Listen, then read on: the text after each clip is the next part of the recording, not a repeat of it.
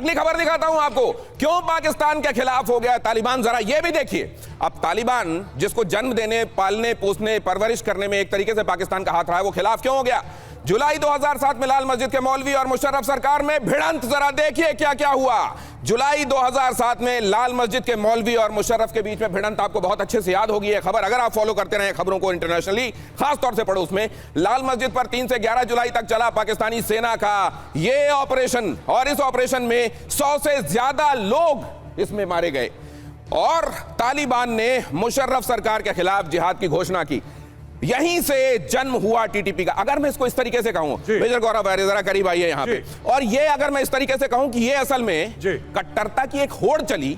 पाकिस्तान ने जिस रेस में हिस्सा लेने का फैसला किया था उसमें कई आगे निकले, और जो आगे निकले उन्होंने पाकिस्तान को लंगड़ी मार दी। क्या ये बात सही है? बिल्कुल दिनेश भाई, आप बिल्कुल ठीक बोल रहे हैं। एक और बात बताऊं मैं आपको, आपने लाल मस्जिद का हवाला दिया, आपको पता है लाल मस्जिद के बाद क्या हुआ?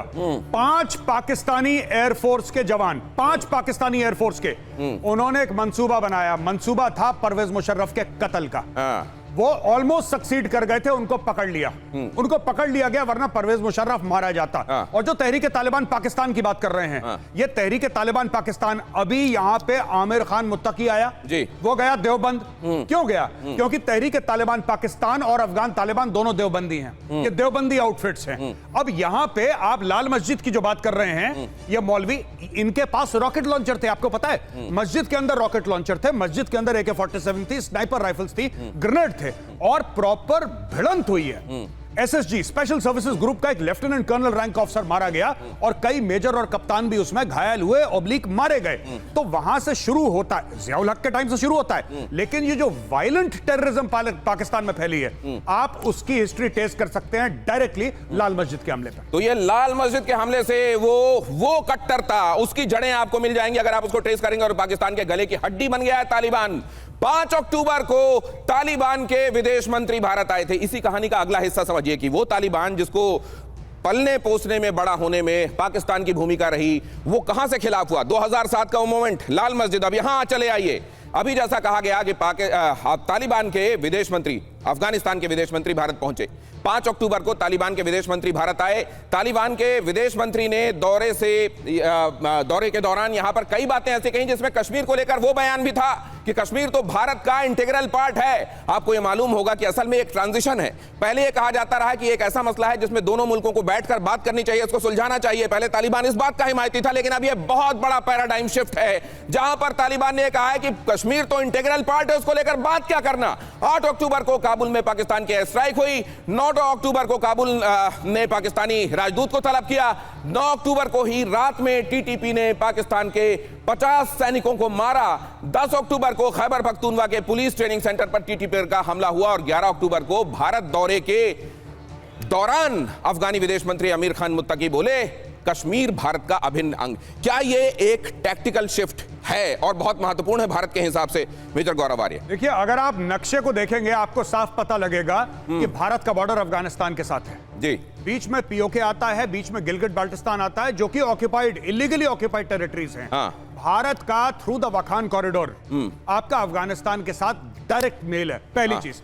दूसरी चीज, ये पूरा ग्रेटर पश्तूनिस्तान की अगर आप बात करें दिनेश, तो पूरा खैबर पख्तूनख्वा का इलाका अटक तक, अटक वो इलाका है जो कि पंजाब और खैबर पख्तूनख्वा का बॉर्डर है, बीच में है। अटक तक एक जमाने में लोग कहते थे अटक से कटक, आपको याद हो? बिल्कुल। तो ये अटक है पाकिस्तान के अंदर, अटक तक क्लेम करते हैं पश्तून की, पश्तूनी इलाका है, इसीलिए उन्होंने ऐसा बोला है। और इसीलिए पाकिस्तान में इतनी खट्टी डकारें आ रही हैं, पाकिस्तान में आज की तारीख में इतने बीमार हो रहे हैं, इतने परेशान हो रहे हैं कि बिल्कुल जिसको कहते हैं कि तिल मिला गए हो कि ये बोल क्या दिया। और देखिए, एक चीन की एक बड़ी अच्छी स्टेटमेंट है, चीनी चाइना की, चाइनी फिलोसफर सुन त्सू है, जो वो कहते हैं कि to win 100 out of 100 battles is not the acme of skill, but to defeat the enemy without fighting is the acme of skill. Bharat ने तो सिर्फ बुलाया था मुत्ताकी को, और हमले वहां हो रहे हैं, भारत को कुछ करने की जरूरत भी नहीं पड़ी। और ये स्ट्रैटेजी जो हमारी है वो कौटिल्य की स्ट्रैटेजी को मैच करती है, जहां मंडल थ्योरी में कहते हैं कि आपका जो नेबर है उसका नेबर आपका दोस्त होना चाहिए, और वही स्ट्रैटेजी आज हम फॉलो कर। तो यहां पर स्ट्रैटेजी के तहत ये जो अटक की बात की जा रही है, अब तो लगता है ये तालिबान गले में अटक गया है पाकिस्तान के, और अब पाकिस्तान से पूछा जा रहा है तेरा क्या होगा पाकिस्तान। ये क्यों कहा जा रहा है तेरा क्या होगा पाकिस्तान? क्योंकि सिर्फ तालिबान नहीं, सिर्फ तालिबान नहीं, उधर आपको मालूम है बलूच क्या कर रहे हैं, उधर आपको मालूम है क्या हो रहा है खैबर पख्तूनवा में, टीएलपी क्या कर रहा है, तहरीक-ए-लब्बैक पाकिस्तान। जरा देखिए, क्योंकि एक तरफ देश के अंदर तहरीक-ए-लब्बैक का विरोध प्रदर्शन जारी है और सरकार और मुनीर के सिस्टम को सबसे बड़ा चैलेंज दिया गया है। दूसरी तरफ डूरंड लाइन पर तालिबान से भीषण संघर्ष हो रहा है।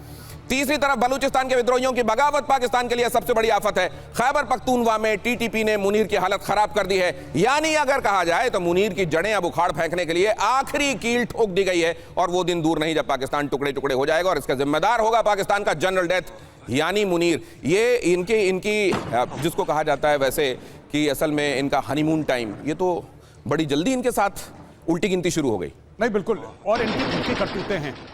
इन्होंने एक चुनी हुई सरकार को निकाला, पहली चीज। दूसरी चीज, इन्होंने अपने फायदे के लिए अमेरिका से हाथ मिलाया। क्या पहली बार तहरीक तालिबान पाकिस्तान अटैक कर रहा था? पाकिस्तान वो 1000 से ज्यादा हमले कर चुका है, 1000 से ज्यादा हमले। इन्होंने कभी एयर स्ट्राइक नहीं करी काबुल पे। आज क्यों करी? क्योंकि डोनाल्ड ट्रंप को बगराम एयरबेस चाहिए। ये दिखाना चाहते हैं अपनी वफादारी। जो इन्होंने लंच करा था ना दिनेश व्हाइट हाउस पे, ये जो आप स्क्रीन पे देख रहे हैं भागते हुए पाकिस्तानी, ये उस लंच का बिल है। नहीं, मुझे याद है आपने ये बात कही थी कि बहुत जल्द यहां ब्लड शेड होने वाला है, बहुत जल्द यहां ये जो लंच हो रहा है उसके फौरन बाद ब्लड शेड होगा, लेकिन ये इतनी जल्दी होगा, इतना खतरनाक होगा, ये अंदाजा नहीं था। और इतनी तरफ से पाकिस्तान के लिए सबसे बड़ी समस्या आप क्या मानते हैं? तालिबान मानते हैं आप, तहरीक-ए-लब्बैक का इस समय का प्रदर्शन जो हमास वाले मामले के खिलाफ चल रहा है उसको मानते हैं आप, बलोच को मानते हैं, KWP में जो चल रहा है वो मानते हैं, क्या है सबसे बड़ी समस्या? मैं कहता हूं सबसे बड़ा जो खतरा है उनको ड्यूरेंड लाइन पे है, चाहे वो बलूचिस्तान पे हो, चाहे वो खैबर पख्तूनख्वा पे हो। ये सबसे ज्यादा पाकिस्तान के लिए अंदरूनी खतरा है। क्यों? क्योंकि कराची शहर जहां पे 60% पाकिस्तान की जीडीपी आती है, वहां पे मेजॉरिटी पॉपुलेशन पश्तूनों की, इन द सेंस कि सबसे ज्यादा पश्तून पूरे पाकिस्तान में अगर किसी शहर में है तो कराची में है। Not in Quetta, not in Peshawar, but in Karachi.